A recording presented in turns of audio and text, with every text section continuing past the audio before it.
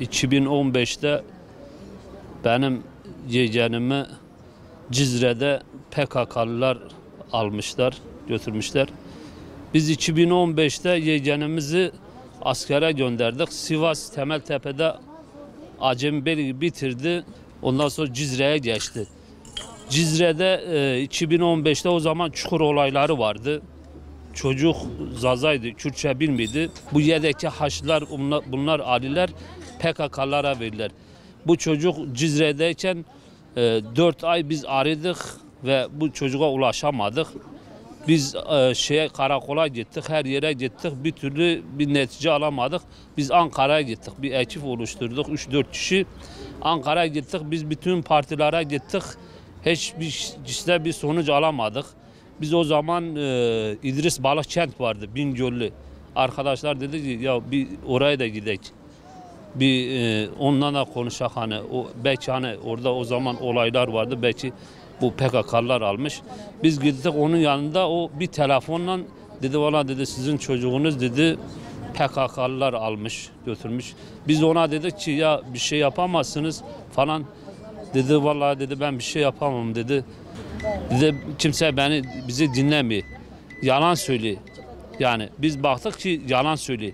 Çünkü ikisi de beraberler. Yani biz görürüz yani HDP, PKK ikisi de beraberdi. Biz baktık bir netice alamadık.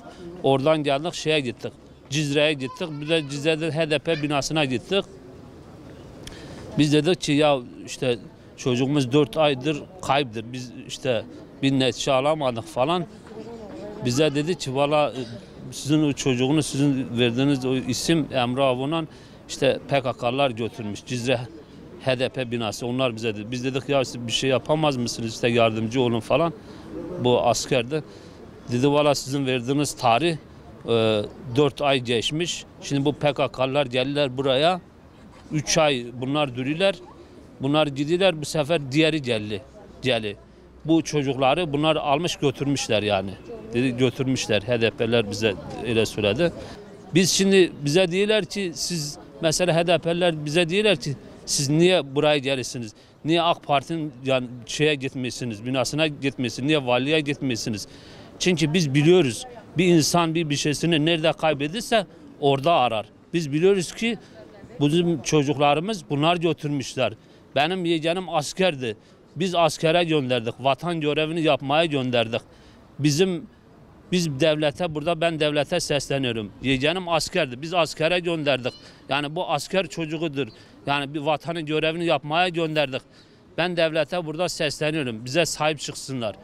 Biz bak şikayetçiyiz. Biz bunlardan biliyoruz çocuğumuzu bunlar götürmüşler. Biz şey diyoruz bir türlü sesimizi duyuramıyoruz. Bu yani vatan görevini yapmaya gönderdik. Devletimiz bize bir sahip çıksın. Yani şey etsin. Yani bu PKK'larla, bu HDP'lerle bir masaya oturmasın. Biz onu istemiyoruz. Bunların fişini çeksin. Bu PKK'ların fişini çeksin, bitirsinler. Bu PKK Kürt değil. Kürt biziz. Yıllardan beri bizi kullanıyorlar. Bu PKK'lı, HDP'li bizi kullanıyorlar. Burada Kürt'teyiz. Biz bunlardan şikayetçiyiz. Bunların bize verdiği zarar ne Amerika bize verir, ne İsrail bize verir. Biz bunları biliyoruz. Bunların fişini çeksinler. Bu terör örgütü ve PKK, HDP ikisini devlete bitirsinler bunları. Şimdi bugün bunlar bize diyorlar ki yani biz PKK ile bir alakamız yok. Ya biz içindeyiz, biz biliyoruz. Şimdi biz İdris Balıkçent'in yanına gittik. Niye 4 ay biz bütün karakollara gittik, AK Parti binasına gittik, oraya gittik, buraya gittik, bir netice alamadık. Niye HDP binasına gittik ve Ankara, niye İdris Balıkçent'in yanına gittik, bir telefona çocuk nerede olduğunu çıkarttı. Niye biz mesela Cizre'ye HDP binasına gittik, bir telefonla bize dedi çocuk onlar götürmüş. Niye alaya gittik, alay komutanı diye 3 tane çocuğum var, hayrını görmem, ben de bilmiyorum yani. Sadece bizim bildiğimiz var, bu çocuk kayıptır. Peki HDP binası niye bize diyor? Yani bir telefona bu çocuk PKK götürmüş. Niye İdris Balıkçent bir telefonla çocuk nerede olduğunu söylüyor da Ankara'ya gidiyoruz. Ankara mesela AK Parti binasına gidiyoruz. Onlar bilmiyorlar yani araştırıyorlar bulamıyorlar. Demek ki biz PKK, HDP ikisi de birdir. Demek ki HDP de bir terör örgütüdür. İstediği zaman bir telefonla hemen bulabilirler. Ve istediği zaman niye mesela bu HDP'lilerin niye çocukları gidiyorlar bir telefonla hemen getirirler. Yani istediği zaman hemen getirirler. Biz çok ben gözümüze gördük. Ahmet Türk'ün yeğeni gitti. 3 kişi dünya bili 3 günde hemen getirdiler. Biz bilmiyor muyuz bunlar hepsi? Ahmet Türk'ün yanına PKK'lılar gelirler. Listeyi hemen masanın önüne koyarlar. Şu malzemeyi bize getirin. Biz bilmiyor muyuz? Biz Kürt değil miyiz? Biz içinde değil miyiz? Kimin ne mal olduğunu bilmiyor muyuz? Biz devletimize burada sesleniyoruz. PKK'yla bir masada oturmasın. Biz Kürdüz, Kürt biziz. Bunlar bir terör örgütüdür. Bitirsinler.